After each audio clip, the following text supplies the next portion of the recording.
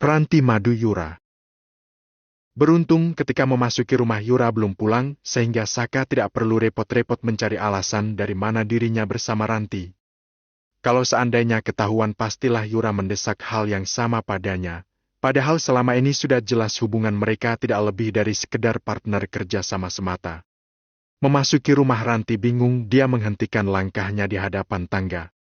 Posisinya antara dirinya dan Yura, dirinya lah yang paling tinggi, dia yang sudah melakukan tugasnya penuh sebagai seorang istri sedangkan Yura belum.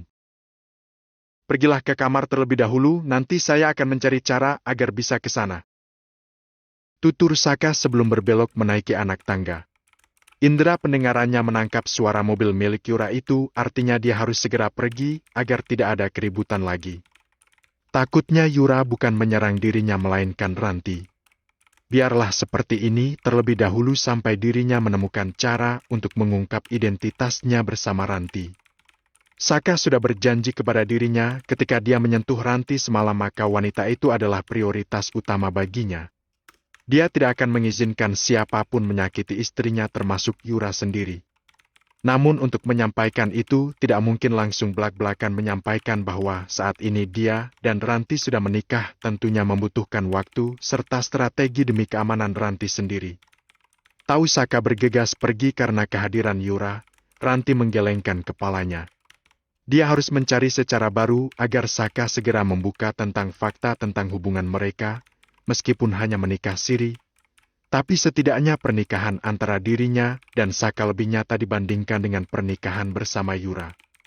Maka dari itu dia tidak menyahuti apa yang Saka katakan tapi tetap melanjutkan langkahnya menuju kamarnya yang ada di belakang. Sontak saja hal tersebut membuat Saka menghentikan langkah menoleh ke arah Ranti yang berlalu begitu saja. Dia menarik nafas panjang dan menghembuskannya perlahan. Paham? Pastilah Ranti merasa tidak dihargai ketika ada Yura di antara mereka. "Baru pulang kamu?" kau tegur Saka sebelum duduk di sofa yang ada di kamarnya. Pria itu sudah berganti pakaian, buru-buru agar Yura tidak tahu bahwasanya dia juga baru pulang sama Ranti.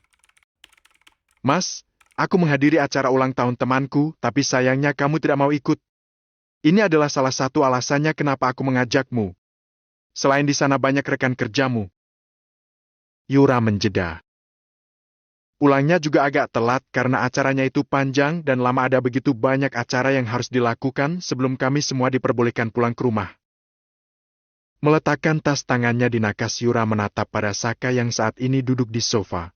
Pria itu tampak memainkan ponselnya. "Kamu sendiri? Ada banyak pekerjaan di kantor. Seperti yang sudah kukatakan tadi pagi pula kepadamu, maka dari itu aku tidak bisa menemanimu pergi ke pesta ulang tahun itu.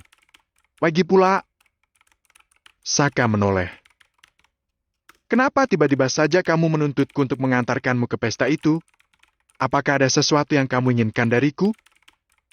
Yura mengangguk. Melangkah menuju tempat di mana kini Saka duduk. Dia juga duduk di sebuah sofa tunggal agar berdekatan dengan sang suami. Duduk persis di samping Saka, tapi dia tahu pastilah Saka akan menghindar dan memintanya untuk sedikit menjauh. Memangnya kapan pria itu mau duduk bersisian dengannya di meja makan saja mereka saling berseberangan satu sama lain. "Tadi aku mendengar begitu banyak bisik-bisikan dari teman-temanmu.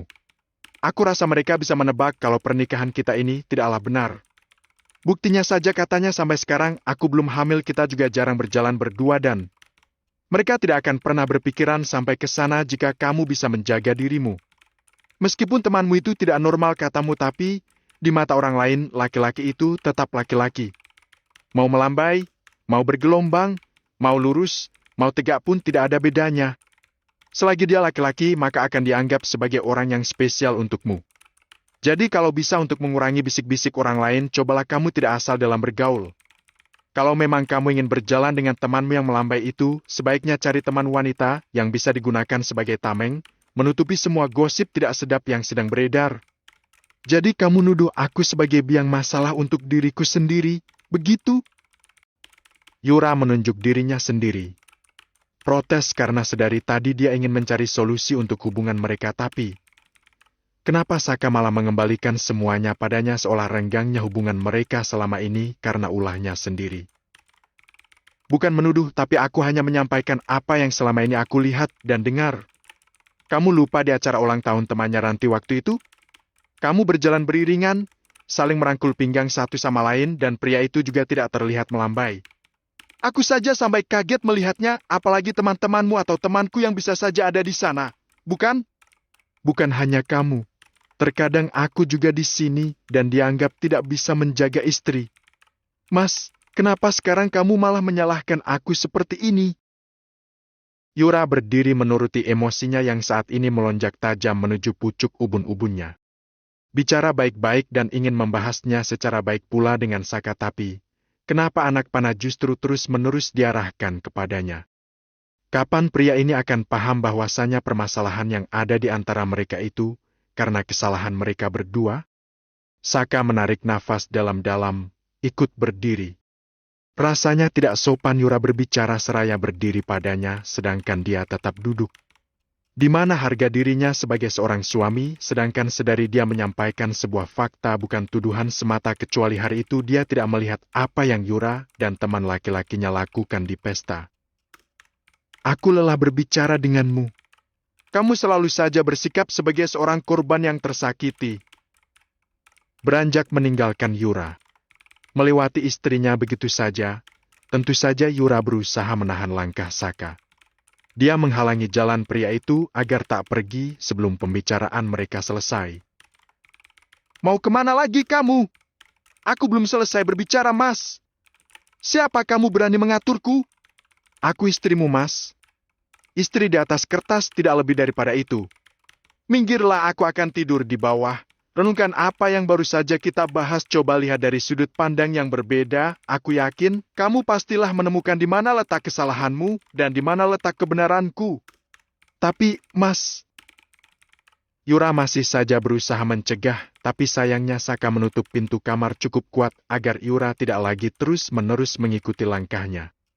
Saka menuju ke kamar tamu melepaskan terlebih dahulu kunci yang menggantung di pintu. Barulah dia mengunci kamar tamu tersebut agar Yura tidak bisa masuk dan memastikan apakah dirinya ada di sana atau tidak. Saka berlalu menuju ke kamar Ranti, dan ketika dia ingin membuka pintu kamar istrinya itu, dia malah bertemu pandang dengan Bibi yang sedang menuju ke kamarnya pula. Wanita parubaya itu tampak datang dari arah belakang. Pastinya baru selesai mengunci pintu pembatas antara dapur dan teras belakang. Sontak saja Bibi langsung menundukkan kepalanya, lebih baik dia menatap lantai keramik daripada majikannya itu. Bisa-bisa jantungnya copot ketahuan selama ini sudah mengetahui apa yang Saka dan Ranti lakukan di kamar. Ranti itu istri kedua saya. Saya menikahinya ketika ibunya meninggal dunia. Saya dan dia tidak sedang berbuat dosa, tinggal mencari waktu saja kapan saya bisa menyampaikan kepada Yura bahwasanya dia itu memiliki seorang madu. Perlahan wajah Bibi terangkat, menatap wajah sang majikan mencari kebohongan dari perkataan yang meluncur dari mulut Saka barusan, tapi tidak ada sedikit pun kebohongan yang dia temukan wajah pria itu. Benar-benar serius dan sorot matanya begitu tajam, menegaskan bahwasanya dia tidak main-main dengan ucapannya barusan. Barulah Saka masuk setelah membuka pintu kamar. Ranti. Habis dinas. Ranti tersentak. Nyaris saja dia berteriak. Mendapati Saka yang tiba-tiba saja masuk ke kamarnya sedangkan dia tengah berganti pakaian. Cepat dia menutup mulutnya sendiri menggunakan kedua telapak tangannya agar teriakan itu batal keluar dari tenggorokannya. Tuan bisa tidak ketuk pintu dulu? Ranti mendengkus. Kalau saya tadi sempat berteriak pastilah menghebohkan rumah, terutama Bibi. Pastilah langsung memeriksa ada apa gerangan yang terjadi. Saya pikir kamu sudah selesai berganti pakaian karena tadi saya berbicara dengan Yura cukup lama. Elaknya tidak mau mengaku sama sekali. Lagi pula dia memasuki kamar istrinya dan semalam mereka juga sudah melakukannya, jadi untuk apalagi Ranti takut jika dia melihat apa yang ada pada wanita itu? Justru sangat aneh jika Ranti masih takut dan enggan Saka melihatnya ketika berganti pakaian. Iya, aku tahu, tapi tadi capek dan istirahat dulu makanya aku baru berganti pakaian, lagian aku juga kesal kepada Tuan, kenapa nggak jujur aja sih kepada dia kalau Tuan dan aku sudah menikah? Belum menemukan momen yang tepat, saya tidak ingin dia malah menyerangmu nantinya. Semoga ini bukan sebuah alasan saja, ya. Semoga Tuan bukan jenis pria yang takut istri. Cindy Ranti mengenakan piyamanya secepat mungkin. Barulah dia duduk di depan meja riasnya membersihkan terlebih dahulu noda-noda bekas acara tadi siang. Kamu gak mandi? Mandi? Entar lagi masih gerah, justru kalau langsung mandi nanti aku malah demam. Bersihin ini dulu, setelah itu beristirahat sedikit lagi, barulah aku mandi. Keburu tengah malam gak baik, mending kamu mandi sekarang kalau memang ada niat untuk mandi. Daripada demam bagaimana lebih baik tunggu sebentar. Toh mandinya pakai air hangat, bukan air dingin. Saka mengangguk. Tak ada gunanya berdebat dengan istrinya itu, dia juga langsung berbaring menjadikan lengannya sebagai bantal menatap langit-langit kamar Ranti. Dia menimbang apa yang Alex katakan padanya waktu itu. Seharusnya dia berlaku adil antara Yura dan Ranti karena mereka sama-sama berstatuskan sebagai istrinya, dan seharusnya dia tidak hanya memberikan kemudahan kepada Yura saja, karena Ranti ini sudah utuh menjadi istrinya, berbeda dengan Yura yang masih bertahan di posisi sebagai partner. Tuan melamun apa sih sampai selama itu? Kalau saja pinggang Tuan tidak menindih selimut, aku sudah bisa tidur dari tadi. Omel Ranti akhirnya membuyarkan lamunan Saka. Dia sudah selesai mandi pula, tapi suaminya tetap di posisi yang sama saat dirinya ke kamar mandi tadi. Saka beringsut duduk bersandar di kepala ranjang menatap Ranti dari ujung kaki hingga rambut. Sayang sekali istrinya itu sudah mengenakan kembali piyamanya. Andai saja dia tersadar lebih cepat, pastinya bisa melihat proses yang indah dipandang mata. Maaf. Untuk kedua alis Ranti terangkat. Saya tidak sadar kamu berada di sini. Tidurlah. Menepuk tempat kosong di sampingnya. Saka juga membebaskan selimut yang sedari tadi terkurung di bawah tubuhnya. Ranti menganggukkan kepala ikut berbaring di samping Saka dan sengaja berbaring miring agar mereka bisa saling menatap satu sama lain. Apa yang ada dalam pikiran Tuan? Kamu akan mengetahuinya besok, jadi sekarang tidurlah. Hanya tidur dalam artian yang sesungguhnya. Mata Ranti mengecil bertanya apakah benar aktivitas mereka kali ini hanya sebatas itu saja atau ada kelanjutannya? Karena semalam mereka sudah melakukannya, otomatis Saka sudah tahu bagaimana enaknya menjadi seorang suami, tapi kenapa kali ini tidak meminta haknya lagi? Itulah yang kini berkecamuk di dalam hati dan pikiran Ranti. Memangnya apa lagi yang bisa kita lakukan? Bukankah kamu sudah mengantuk dan lelah? Iya, sih. Tuan, tapi kalau kita langsung tidur seperti ini, aku merasa gagal menjadi seorang istri. Kenapa demikian? Ranti menarik nafas panjang seolah ini adalah pembahasan yang sangat serius antara dirinya dan Saka. Kenapa kamu malah merasa gagal menjadi istri saya? Saya merasa tidak sanggup memuaskan Tuan semalam, sehingga Tuan tidak menagihnya lagi malam ini. Saka mengusap tengkuknya. Bukannya saya tidak puas, tapi saya takut dianggap lancang kalau Tuan itu suami aku, jadi kenapa harus berpikir seperti itu? Tanya Ranti mengikis jarak antara dirinya dan Saka. Dia akan melakukan apapun agar Saka mau menyentuhnya lagi. Sulit dijelaskan, tapi kalau saya mau melayani Tuan lagi bagaimana? Ranti mengulurkan tangannya untuk menyentuh pipi. Saka menunggu bagaimana reaksi pria itu terhadap dirinya. Mata Saka terpejam merasakan belayan lembut dari sentuhan Ranti di salah satu pipinya. Dia menggenggam tangan Ranti yang saat ini tengah menari di sana. Yakin kamu mau melayani saya? Mau menganggap serius hubungan ini? Kalau tidak serius, kenapa saya mau melakukannya dengan Tuan? Balas Ranti menerima tantangan yang diberikan Saka kepadanya. Dia juga semakin mendekat dan mendekat hingga tidak ada lagi jarak antara dirinya dan Saka. Barulah di posisi itu, Saka langsung melingkarkan tangannya di pinggang Ranti sebelum berguling dan memposisikan istrinya itu di bagian bawah tubuhnya. Mereka berdua saling menatap satu sama lain sebelum saling memagut dan bertarung menggunakan lidah mereka masing-masing di dalam rongga mulut.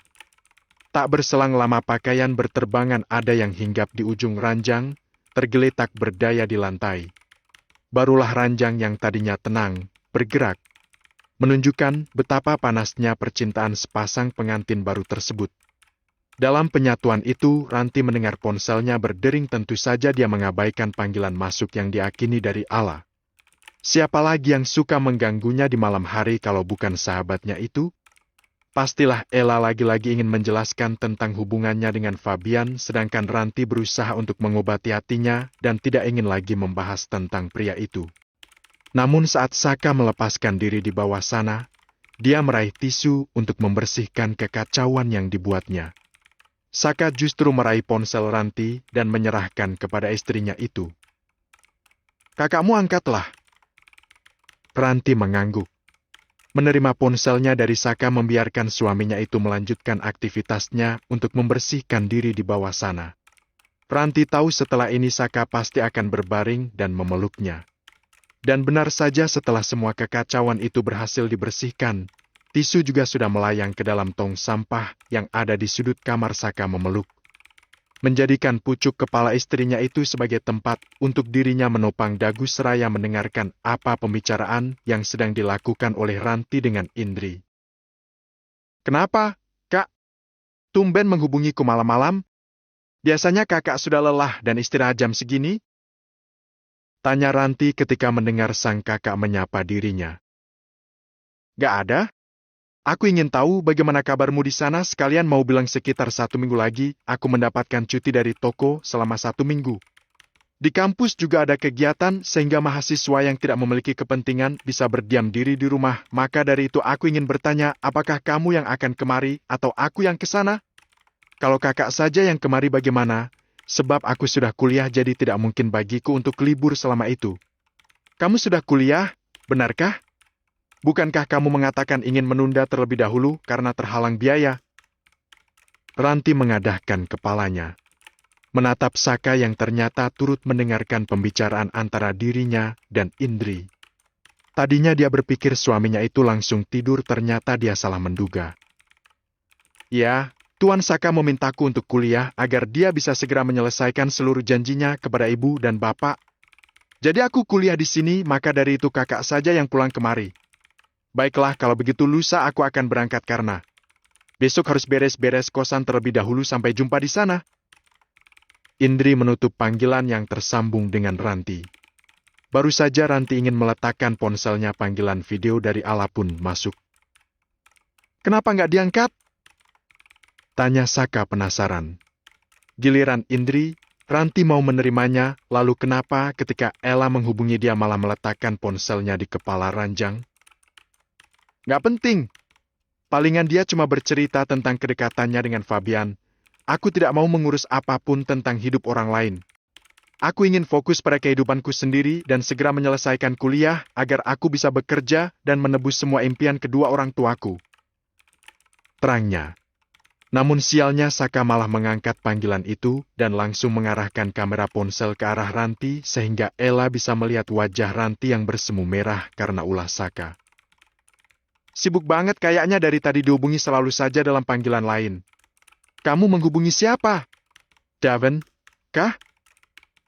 Selidik Ella berharap Ranti saat ini sudah dekat dengan pria lain atau hubungannya dan Saka membaik. Syukur-syukur lagi Ranti sudah menyelesaikan tugasnya sebagai seorang istri.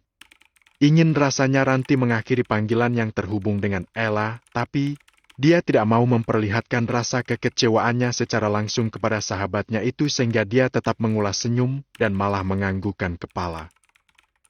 "Kalau seandainya benar, kenapa? Apakah kamu keberatan kalau aku dekat dengan pria lain?" "Enggak, Ran.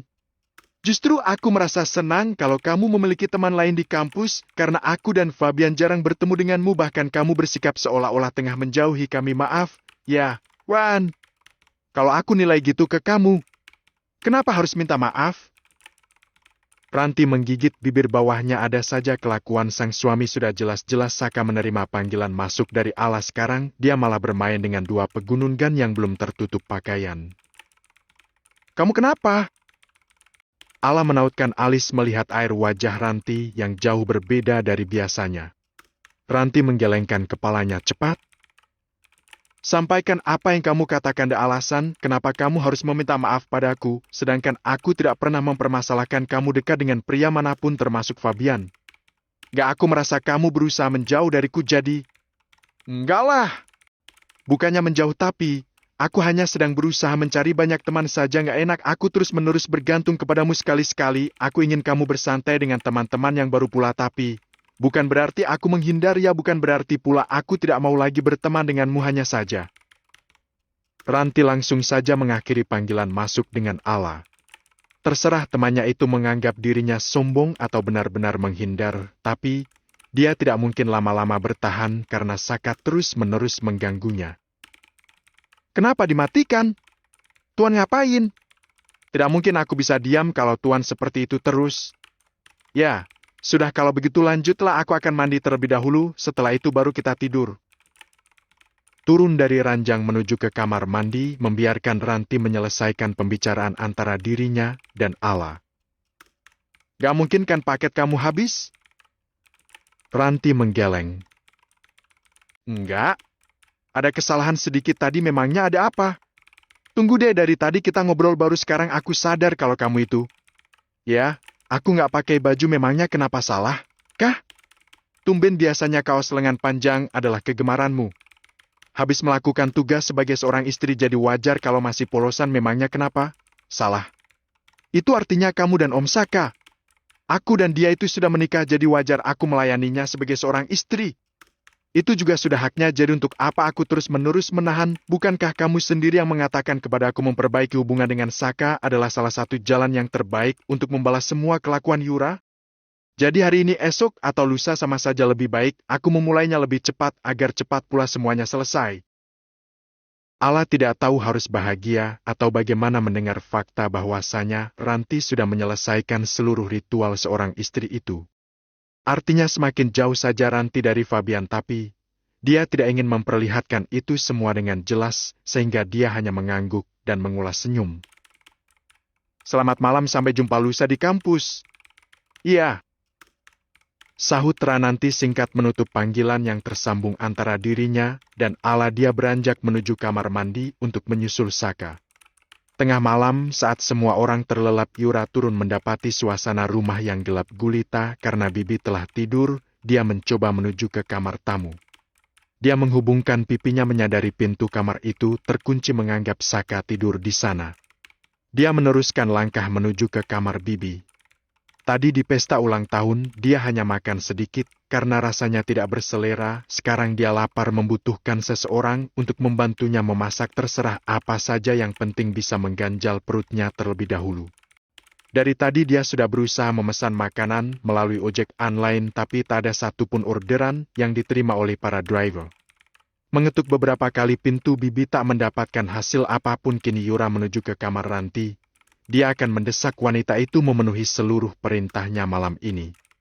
Namun Ranti pun tak bergeming, yang terusik justru Saka. Andai saja dia sudah memberitahu status Ranti kepada Yura, tentunya dia bisa belak-belakan menyergah wanita itu yang sedari tadi memanggil Ranti dan menyebutkan apa tujuannya membangunkan Ranti tengah malam buta. Menutup kedua telinga Ranti menggunakan kedua tangannya, Saka kembali tidur berharap istrinya itu tidak terganggu panggilan-panggilan yang diberikan Yura kepadanya. Siapa yang tidak kesal? Tidak ada seorang pun yang mau menghiraukan panggilan darinya, sehingga Yura terpaksa kembali ke kamar. Dia memutuskan untuk menunda laparnya dengan memakan roti dan biskuit yang ada di lemari. Sambil berpikir bagaimana caranya agar bisa menggait Saka dan menyempurnakan rumah tangga mereka. Dia tidak mungkin seperti ini terus-menerus. Ternyata sangat tidak nyaman hidup hemat. Dia tidak bisa berfoya-foya dan membuktikan kepada teman-temannya bahwasanya dia adalah seorang istri pengusaha. Seperti apapun dia bercerita, bahkan memperlihatkan foto pernikahannya dengan Saka, tapi dirinya tidak pernah sekalipun beriringan dengan suaminya itu, sehingga tidak ada yang percaya, menganggap foto itu hanyalah sebuah editan semata. Bahkan jika berpapasan dengan salah satu karyawan suaminya, mereka tak mau pula menjadi saksi atas semua keterangan yang dia berikan. Tentunya Yura malu karena mengakui Saka sebagai suami, sedangkan mereka tidak pernah terlihat perjalanan berdua. Wajar, dia istriku. Hari ini pun kamu tidak ada waktu, Mas? Tanya Yura menghampiri Saka. Pria itu baru saja datang dari lantai bawah, tapi Yura tidak tahu bahwasanya suaminya itu menginap di kamar Ranti, bukan kamar tamu seperti yang ada dalam pikirannya. Sayangnya aku sudah ada rencana lain bersama seseorang, jadi lain kali saja. Dan lain kali kalau kamu ingin mengajakku kemana-mana harus konfirmasi terlebih dahulu. Seperti yang kamu ketahui, kita tidak pernah memiliki interaksi, apapun jadi sangat aneh tiba-tiba saja kamu mengajak aku jalan. Yura menarik nafasnya dalam-dalam. Apa salahnya aku mencoba memperbaiki rumah tangga kita yang sedikit berantakan ini? Tapi rasanya itu sangat terlambat karena saat ini aku sedang dekat dengan seorang wanita dan aku nyaman bersamanya. Yura tersentak.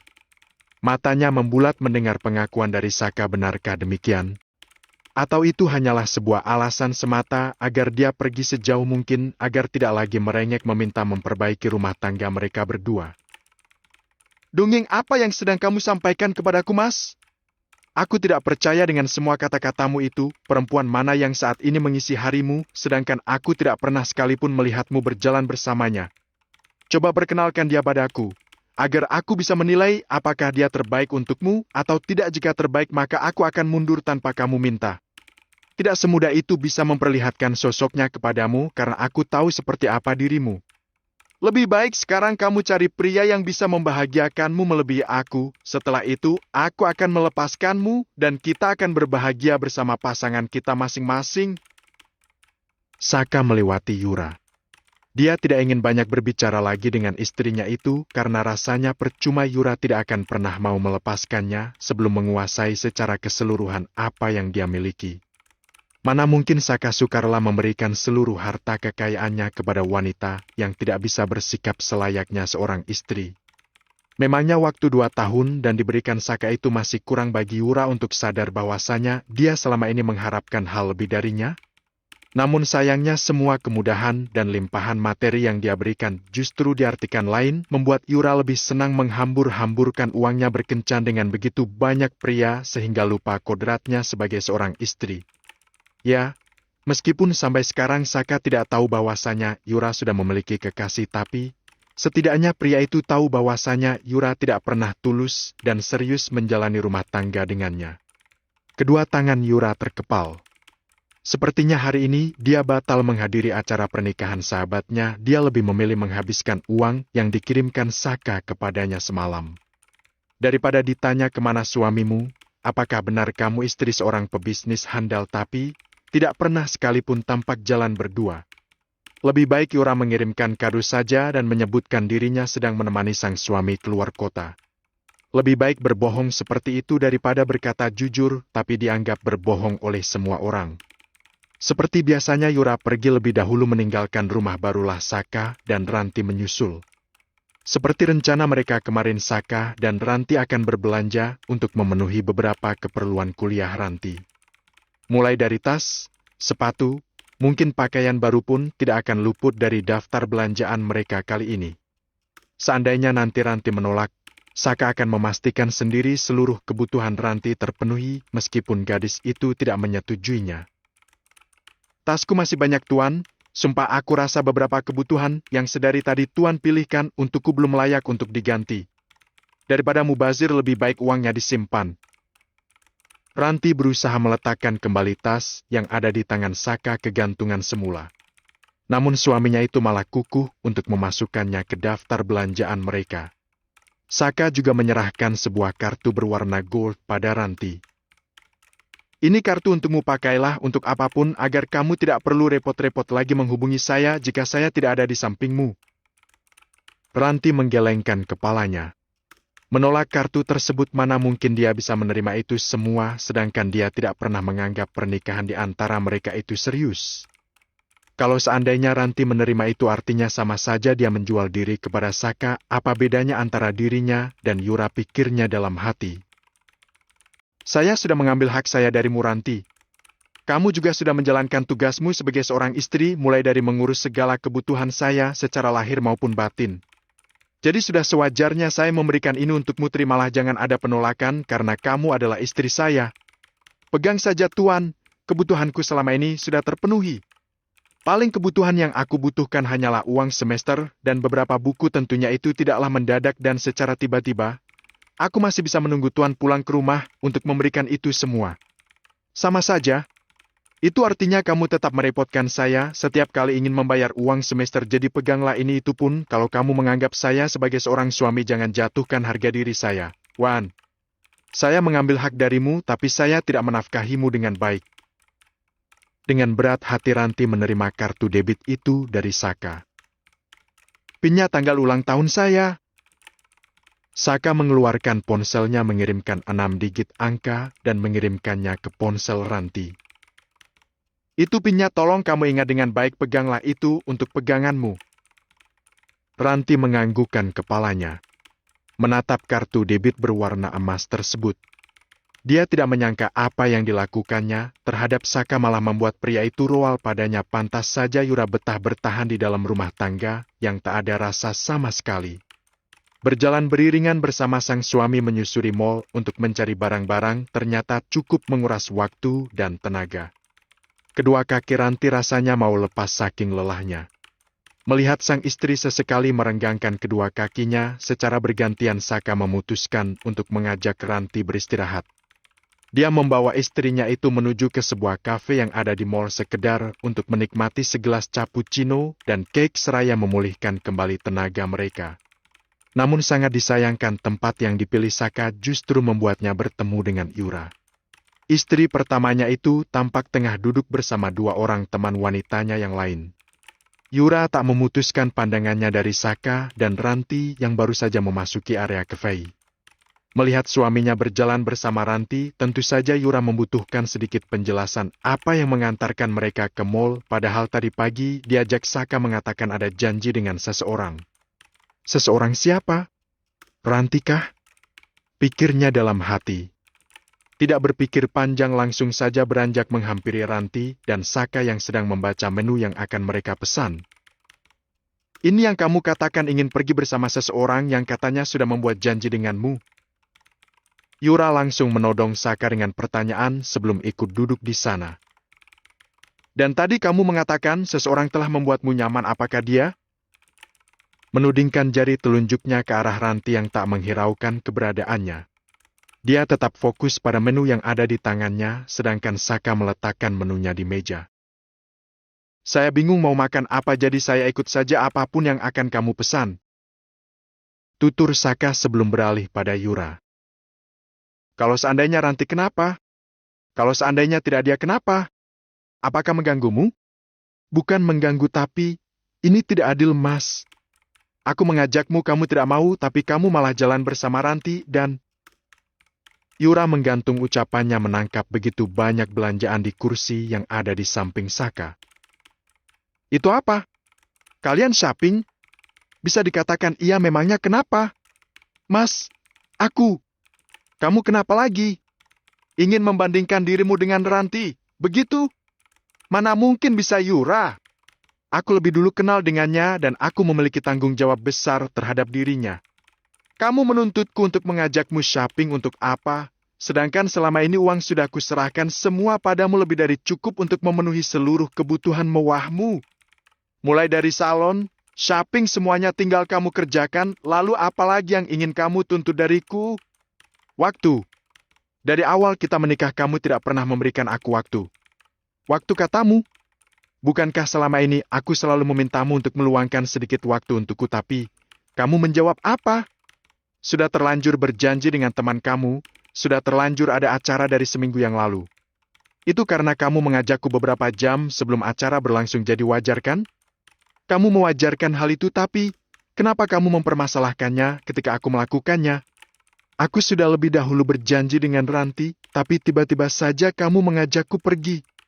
Mana mungkin aku bisa melakukannya, dan bukankah kamu sudah tahu kalau pekerjaanku itu terlalu banyak di kantor, sehingga aku hanya bisa mencuri-curi waktu dan kesempatan ketika ada klien yang membatalkan janji atau rapat.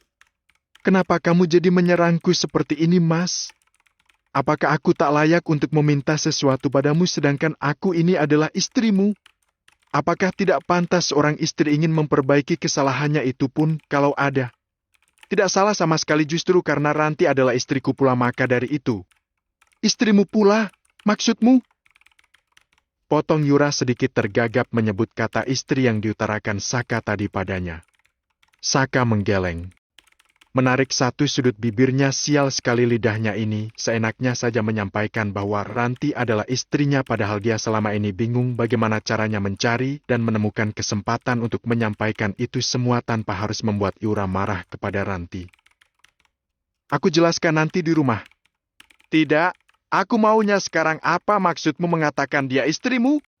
Apakah dia maduku? Apakah dia pelakor? Apakah ada selingkuhanmu? Tutup mulutmu, Yura, kalau kamu tidak mau aku permalukan di sini. Ancam Saka dengan mata yang membulat. Meminta Yura untuk menahan sedikit kata-katanya dan menyelesaikan permasalahan ini di rumah saja.